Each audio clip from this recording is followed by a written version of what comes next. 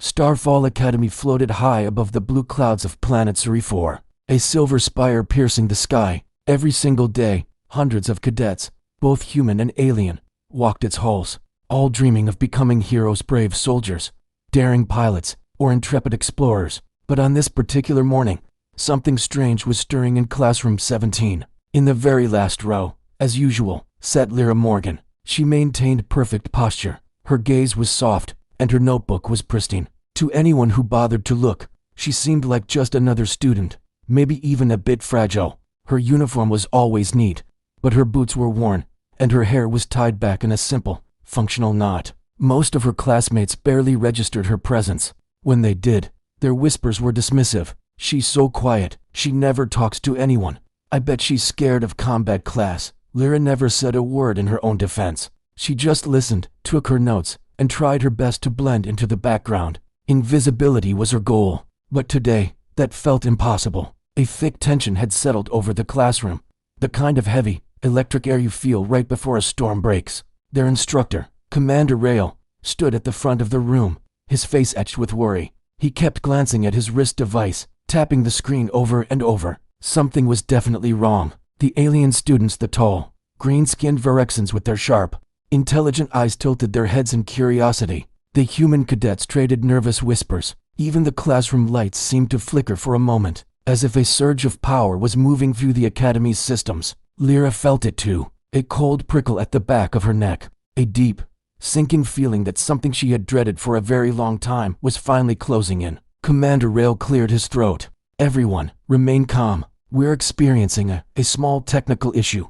But his voice trembled, betraying his words. No one believed him. Just then, the classroom door slid open and an officer burst in, his face pale with alarm. "Sir, the system is forcing an external file into the Academy network." Commander Rail stiffened. "What kind of file?" The officer swallowed hard, his voice strained. "War footage, sir." The classroom erupted in a flurry of whispers. "War footage? Why would they send it here? Is this some kind of surprise drill?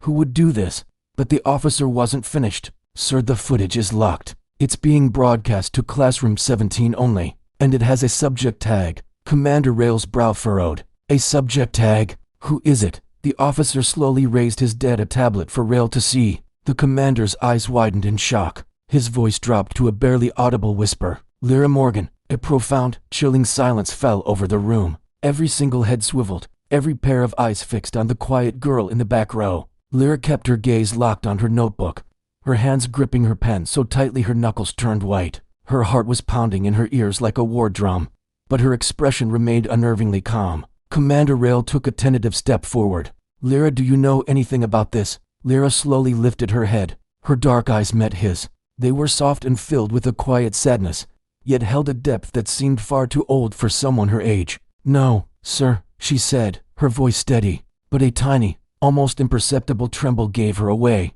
Suddenly, a blaring alarm echoed through the academy halls.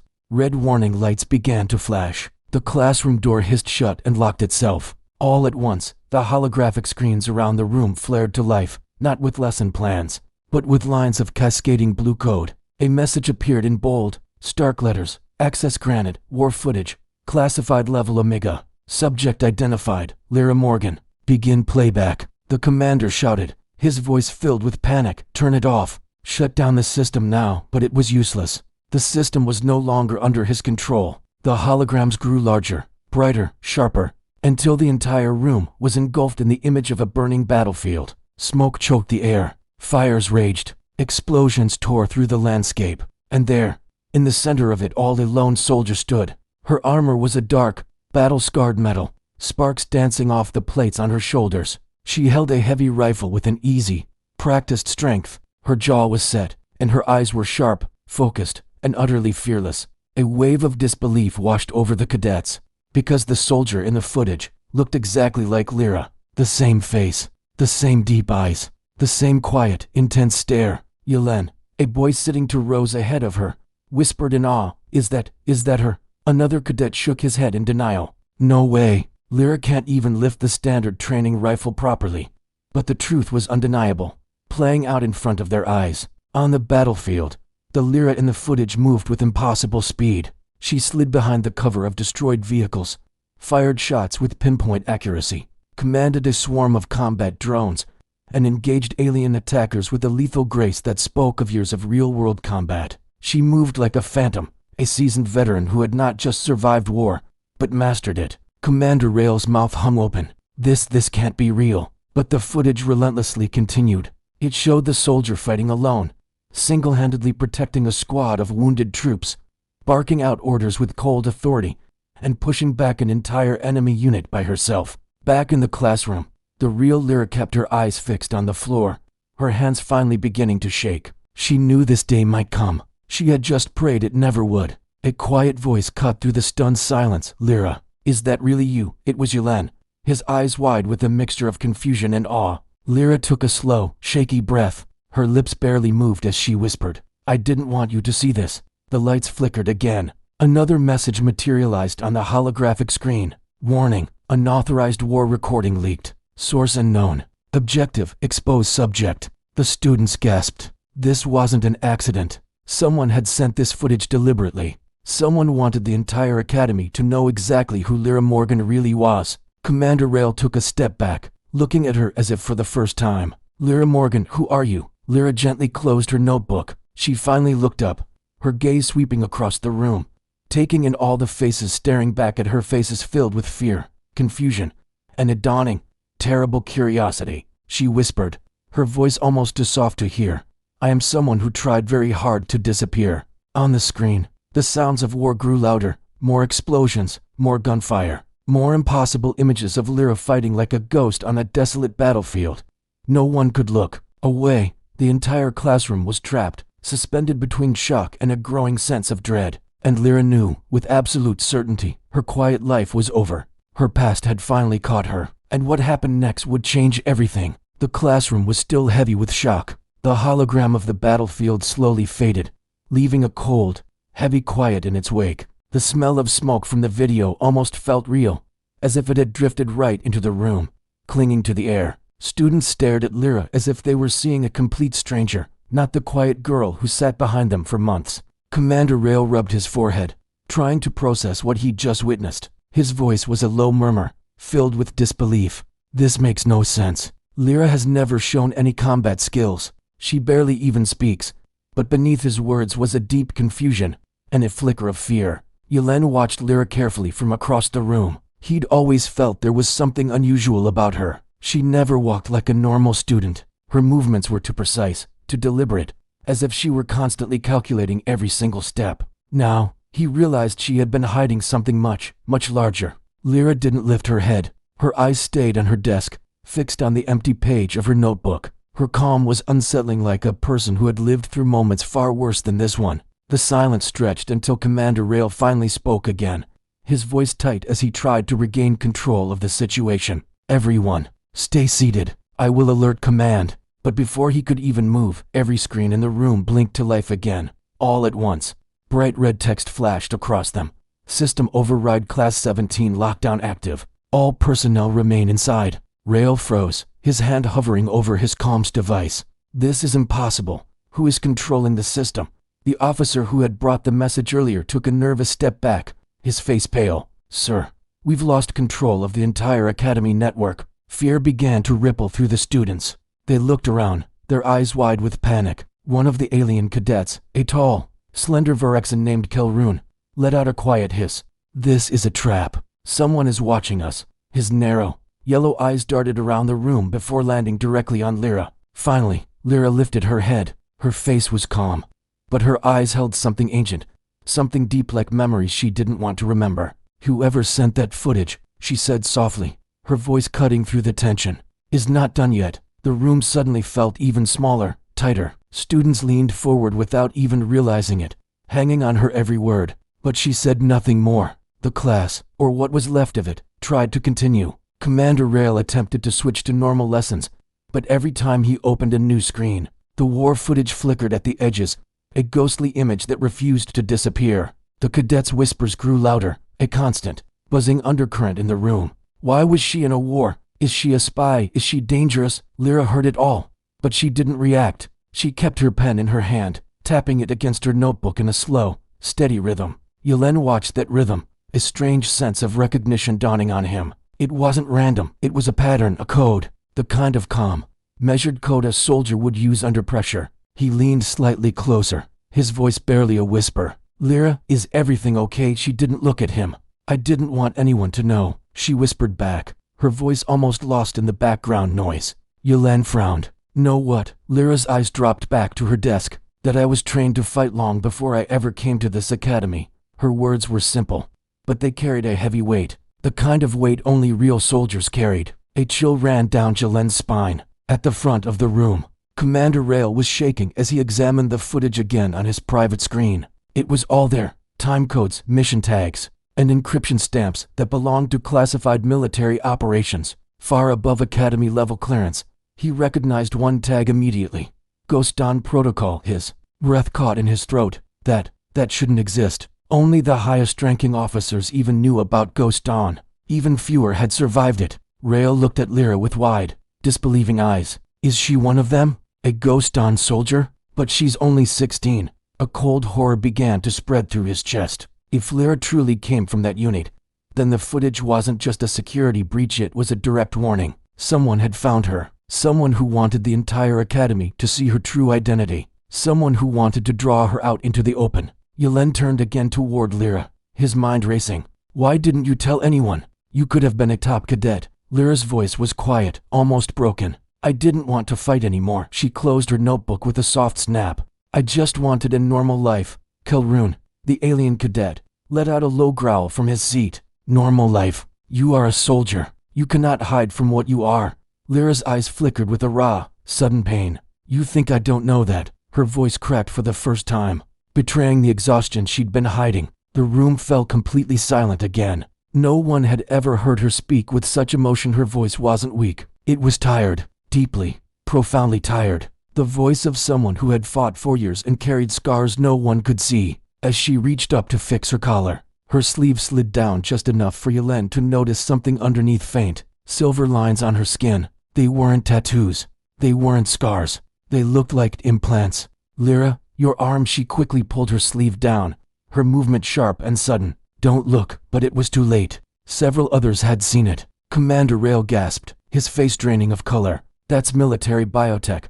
Kelrune leaned closer, sniffing the air like some alien predator, his eyes fixed on her arm. "That implant is not standard human technology." Students began to shrink back in their seats, their eyes wide with a new kind of fear. One whispered, "She's not normal." Another added, "She's dangerous." Lyra clenched her fists, her knuckles turning white. "I am not dangerous," she said softly, but with an edge of steel. "I only fought when I had to." But the fear in the room was already spreading like cold smoke, thick and suffocating. Just then, a new alert flashed across every screen, overriding the lockdown message. Message to Commander Rail from unknown source.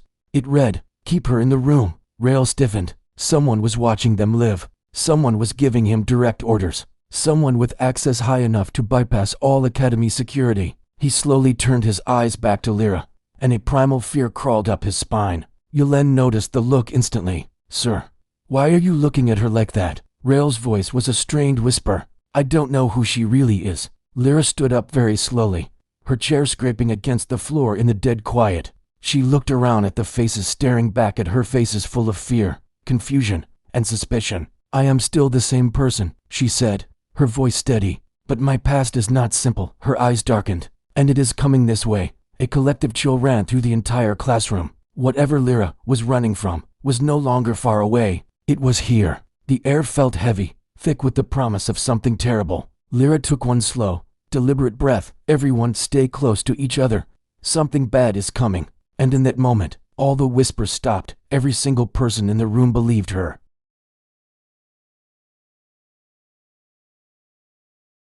The war footage didn't just flicker and die after the classroom fell silent. It lingered, a digital ghost haunting every holographic screen in the room. Even when Commander Rail tried a manual override, yanking at the main console, the screens just blinked and stubbornly snapped back to the same image. Lyra, clad in dark, imposing armor, standing amidst a burning battlefield. It was like the system itself was forcing them to watch, to see everything she had tried to leave behind. The students flinched as the hologram shifted, coming to life with a terrifying vividness. Sparks flew from crackling wreckage, Thick smoke billowed, and the sharp report of gunfire echoed through the once quiet classroom. Lyra's gaze was fixed on the floor, her hands gripping her desk so tightly her knuckles shone white. She knew this footage. Every frame, every sound, was burned into her memory. She had lived it, but to see it now, displayed for all her classmates, felt like a raw wound being torn open again. Commander Rail stumbled closer to the main screen, his voice shaking as a new line of text materialized. Mission record Operation Black Silence. Unit, Ghost Dawn Special Team. Primary Operator, Lyra Morgan. The words came out of Rail's mouth in a choked whisper. Ghost Dawn. It's real. A wave of confusion and fear washed over the students. Murmurs filled the air. What's Ghost Dawn? One asked. Another replied. I've heard stories, but they were just rumors, right? No. A third cadet chimed in. My brother said he saw their symbol once. Before the last deployment, Kelroon, the towering alien cadet, narrowed his deep-set eyes. On my homeworld, Ghost Dawn is a legend, a shadow unit of humans who move like phantoms. But you, his gaze snapped to Lyra, filled with disbelief. You are just a child. Lyra said nothing. She couldn't. The hologram was already speaking for her. The image zoomed in, the camera angle lurching violently as explosions rocked the sky. There she was, the Lyra from the footage, a blur of motion sprinting toward a collapsing building. The screams of the wounded filled the room. In the video, she weaved through a storm of laser fire with an unnatural, almost predictive grace, sliding over debris with the ease of a seasoned veteran. She wasn't just skilled, she was terrifyingly efficient.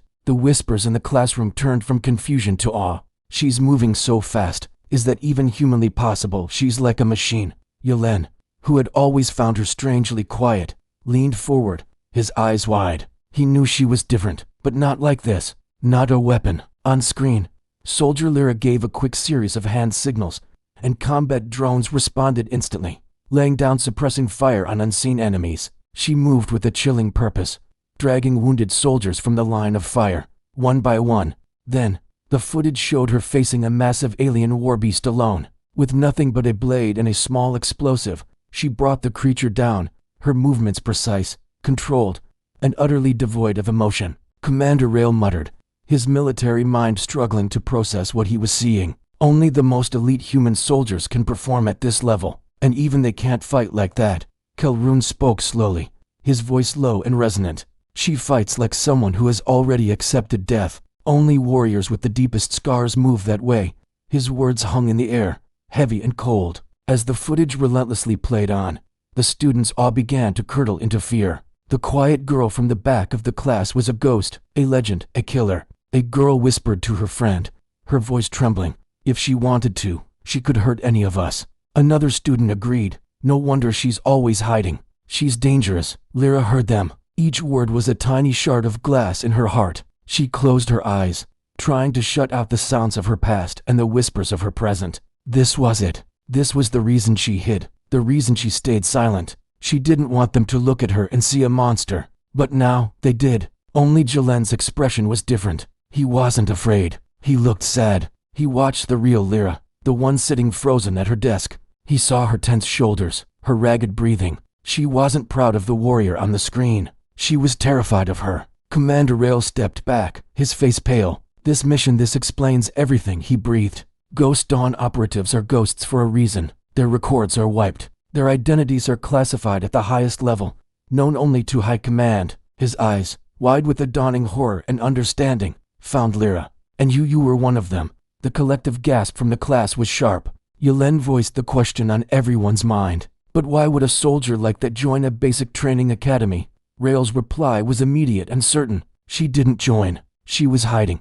The weight of that truth settled over the room, suffocating the last whispers of disbelief. Finally, Lyra spoke. Her voice was low, but it cut through the silence, clear and steady. I didn't want the war anymore. I wanted to forget. I wanted a normal life. There was no anger in her tone, only a deep, profound exhaustion and pain. Just then, the audio from the footage shifted. The chaotic symphony of battle faded, replaced by a new sound of voice, distorted by a modulator, deep and chillingly cold. Ghost Dawn Operator 07, you cannot hide forever. The entire class froze. A shiver ran down Commander Rail's spine. That's not in the original mission logs. This is new. The footage panned up to show a shadowed figure, tall and armored in a non-human design, standing on a distant cliff. It was watching Lyra's battle unfold from above. The figure raised an arm and pointed directly at the camera, at them. Its voice echoed again, a promise and a threat. "We will find you." In unison, every student turned to look at the real Lyra. Calruna's voice was a grave whisper. "Someone is hunting you." Lyra slowly lowered her head, her hair falling over her face. "Yes," she confirmed, "and they're getting close," as if on cue. The classroom lights flickered and died, plunging them into emergency red lighting. Outside, the academy's security alarms began to blare. A piercing, frantic scream. Rail bolted to the door, slapping the control panel. It was locked. Dead. A red warning flashed across the main holographic screen, the same one that had betrayed her past. External signal detected. Breach in security grid. Unauthorized ships approaching. Panic erupted. Students scrambled from their seats. Calrune was already on his feet, his stance shifting from cadet to warrior. "This is not a drill." Jalen's heart hammered against his ribs as he stared at Lyra. "This is because of the footage, isn't it?" Lyra took a slow, steadying breath. When she looked up, her eyes were no longer filled with fear, but with a dark, familiar resignation. "No," she said. "It's because of me." She rose from her desk, her shadow stretching long and imposing in the pulsing red light. "They've come to finish what they started." The war was no longer a ghost on a screen. It was here. It was at their door. And for Lyra, there was nowhere left to run. Samir opened the lid and peered inside the cylinder, and his breath just caught in his throat. Right there, at the very center, was a translucent, silver membrane. It was like someone had managed to shape smoke itself and then seal it in place. But underneath that membrane, there wasn't a human or an animal body. Instead, there was a heartbeat, a pulse. It was like a tiny galaxy, breathing right there in the void. What is this thing?" Samir's lips trembled slightly as he spoke. Liana leaned down to look, her eyes wide. "It looks biological," she said, "and mechanical, too. A perfect fusion. Something hybrid." Samir slowly picked up the cylinder, his hands surprisingly steady, and placed it on his knees. The moment he did, the rhythm of that strange heartbeat began to speed up. Da-dum, da-dum, da-dash-dum, dash-dum, dash-dum. Samir kept his eyes locked on Liana. What connection could this possibly have to the war recording? Liana's mind was racing. "It's possible," she theorized, "that the hidden power mentioned in that audio file is this." Just then, something caught Samir's eye. On the bottom of the cylinder, an engraved serial number, Project Z01. The hair on Samir's arm stood on end. "Z01, my name Zamir." Liana took a small step back, pure shock on her face. "Why would your name be written on this?" A spark flickered in Zamir's eyes, a dangerous mix of fear and curiosity. I wasn't an experiment. My parents were colonist engineers. I am a normal human." Liana placed a comforting hand on his shoulder. "A normal human is someone with a normal past, Samir. Your past, it doesn't look normal at all now." Samir fell silent, the words hitting him harder than any physical blow. The heartbeat inside the cylinder was accelerating, getting faster and faster. The room's fluorescent lights began to dim and fluctuate, as if some unseen signal was disrupting their power. Then, a sharp hiss. A crack formed on the cylinder's membrane. It was microscopic, but you could see it. Samir instantly grabbed the cylinder, his knuckles white. "It's breaking." But Liana stopped his hand. "No, let it. Maybe it needs your proximity to open." The heartbeat grew even faster. Louder. Dash dum. Da dum. Da dum dum dum. Suddenly, a bright silver flash erupted, blinding them both for a second. When the light faded, the membrane had vanished, and inside the cylinder, a miniature crystalline sphere was glowing, like a condensed baby star. It gently lifted into the air, defying gravity. Zamir was stunned. Liana was stunned. The sphere stopped directly in front of Zamir's chest and began to rotate, as if it was scanning him. Beep! A bright blue ripple wave washed over Zamir's entire body. He felt a jolt, a current of pure information. He squeezed his eyes shut. His mind exploded with a flash burst of images, as if someone had uploaded fragments of war, visions of unknown planets, bizarre alien structures, and a name, presented right before his mind's eye. Vakras Protocol. Samir stumbled backward, his legs giving out. Liana immediately caught his head before it hit the floor. Zameer. "Eyes open. Stay with me." He slowly opened his eyes. For a split second, blue binary patterns danced across his retinas. Then they were gone. "Are you okay?" Liana asked, her voice filled with concern. Samir took a slow, humorless breath. I saw something, perfectly clear, like a memory, that wasn't mine, but my brain accepted it. What did you see? Samir answered as he slowly pushed himself up. A soldier, just like me, but it wasn't me. Same face, same height, but there was a light in his eyes, like a blue flame. Liana's heart pounded in her chest. A clone? Or perhaps, as Samir said softly, the horrifying realization dawning on him, my prototype version. The ambient light in the room dimmed further, and then a shrill warning alarm blared through the facility. Beep, beep, beep. Unauthorized biological signature detected. Containment breach in sub-basement 04. Someone or something is waking up, Liana said, her voice tight. Samir looked at the sphere. It was slowly descending back into its compartment. Inside the cylinder, the silvery membrane began to reseal itself. Liana was shocked. It bonded with you, and then it locked itself. That means it's both a key and a processor. And its next step, Samir said. I think it unlocked a location in my head. Liana asked, what location? Samir stood up straight. For the first time, a flicker of confidence, of purpose, was visible in his expression. Sub-basement 04. Liana narrowed her eyes, the tension in the room thick enough to cut with a knife. What will we find there? Samir's jaw tightened. If these recordings, this sphere, and those flash memories are correct, then there can only be one thing there. What? Liana pressed. Samir inhaled, his voice low and steady. The place where I was made. As they reached the elevator and pressed the button to go down, the lights flickered violently. A red warning icon stabilized on the lift S panel. Sub-basement 0 for classified.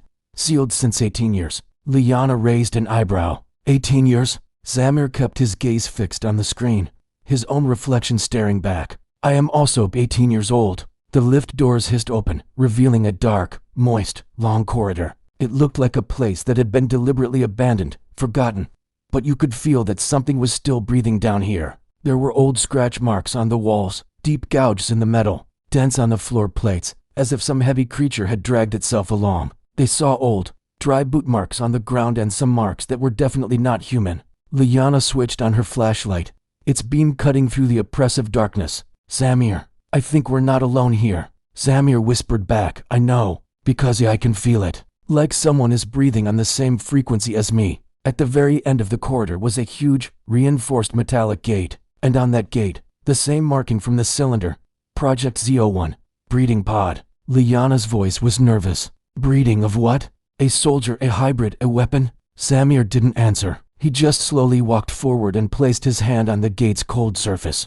The moment his palm made contact, the gate's lock lights instantly flashed from red to blue. A synthesized voice echoed through the hallway, identity matched. Welcome back. With a loud hiss of depressurizing air, the massive gate slowly began to open. Behind it was deep darkness, a huge, cavernous chamber. And in the center of that chamber, a giant glass pod stood exactly like the cylinder, but many, many times bigger. And inside the pod, a humanoid figure stood perfectly still. Same height, same shoulders, same jawline. But there was one terrifying difference. His eyes were open, and the same blue flame Samir had seen in his vision was burning brightly within them. Liana's voice was a trembling whisper. Samir, that's you. Samir didn't blink, couldn't look away. No, to dry, terrifying, hushed voice echoed in the chamber, a voice that scraped against the silence.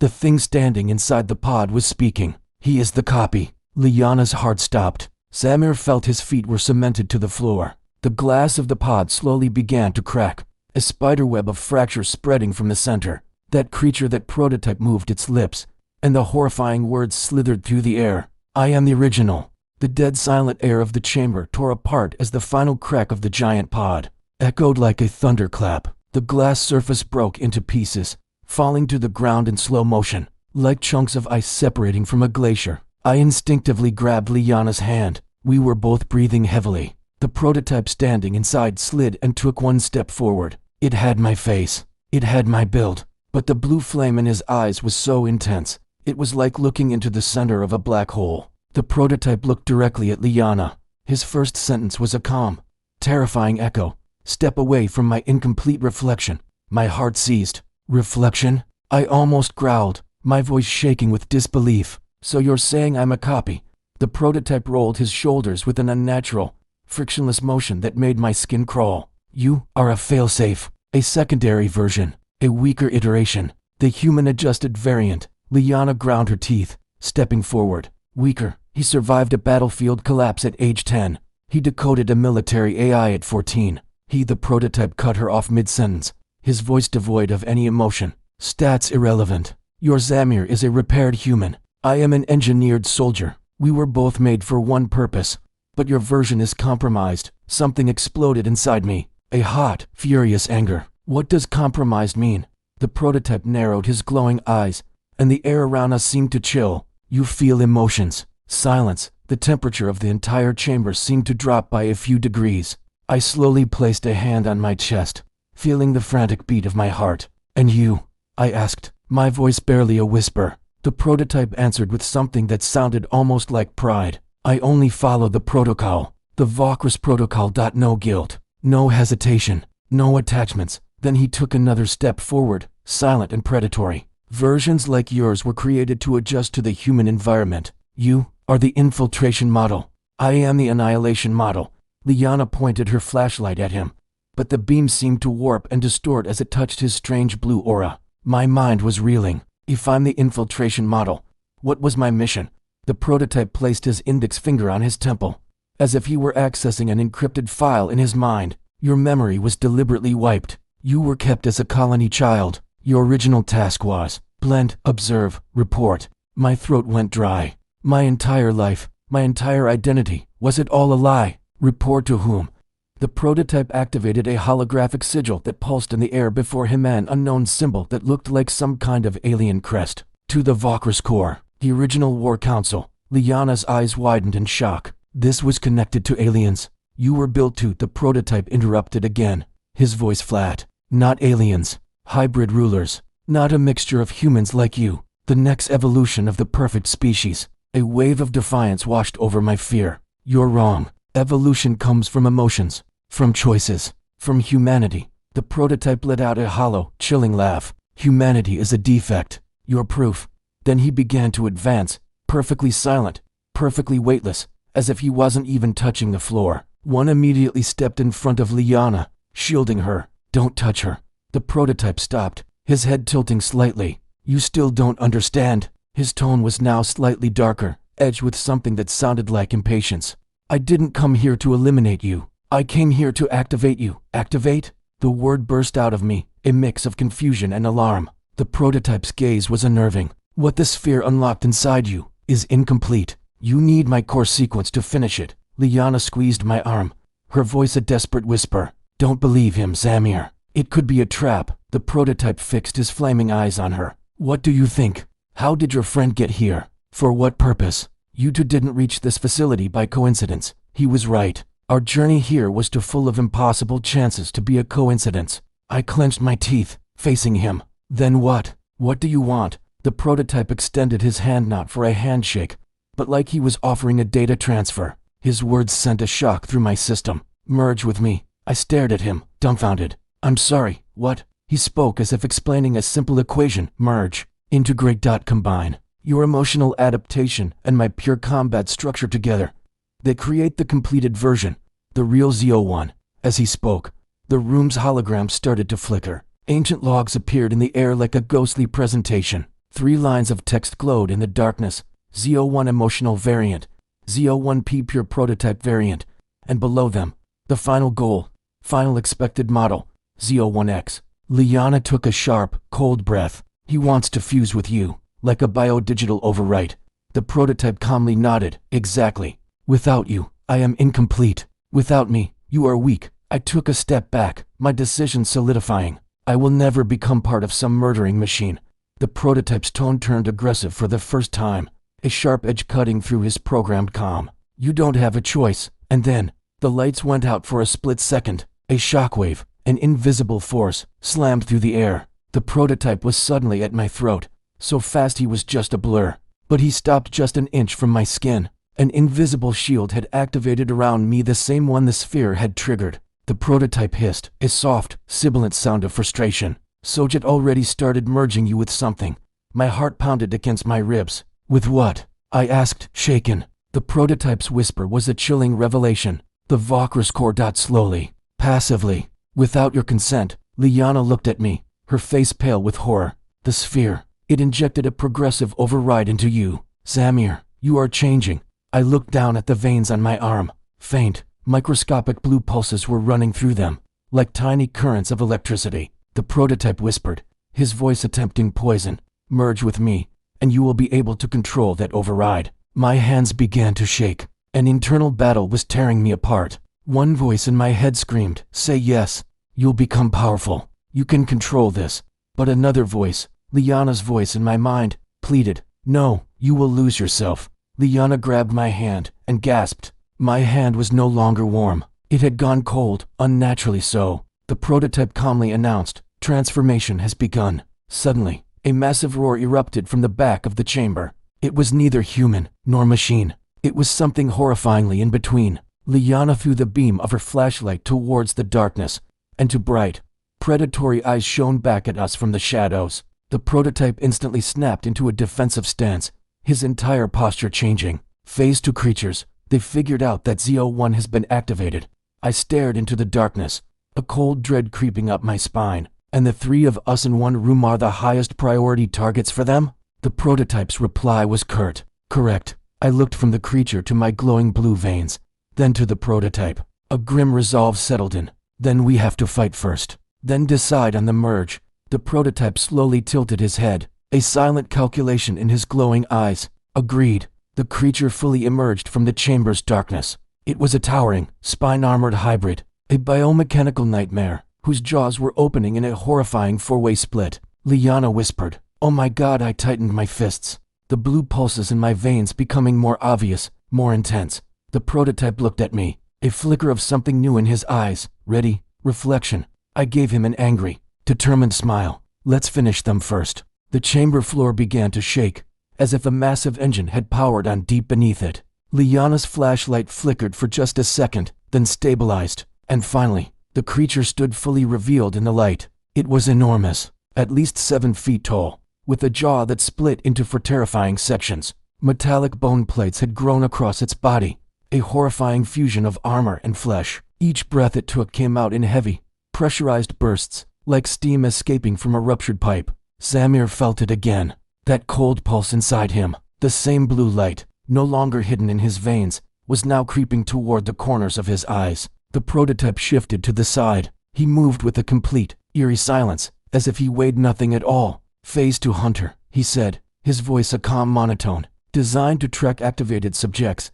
Zamir repeated the word quietly, his mind racing. Activated meaning me. Correct, the prototype replied. You are their primary target. Liana quickly scanned the creature, her mind working fast. It's expecting an easy kill, she said, her voice tight with tension. We need a plan. But there was no time. The hunter released a deafening roar, a sound so powerful it shook white dust loose from the chamber walls. Without thinking, Zamir instinctively stepped into a defensive stance. Liana stared at him, her eyes wide with shock. Zamir, when did you learn that stance? I don't know, Zamir said, just as confused as she was. My body is just doing it on its own. The prototype nodded calmly. Valkyr's override is waking up. Without another moment of warning, the hunter leaped forward, moving at an impossible speed. Liana screamed, but the prototype was already in motion. He swiped one hand through the air, and a shockwave exploded outward. It twisted the hunter mid-air and smashed it into the wall with a deafening boom. The metal surface caved inward from the sheer force of the impact. Zamir stared, breathless. You did that, without even touching it. Telekinetic impulse, the prototype said, as if explaining something trivial. Basic ability.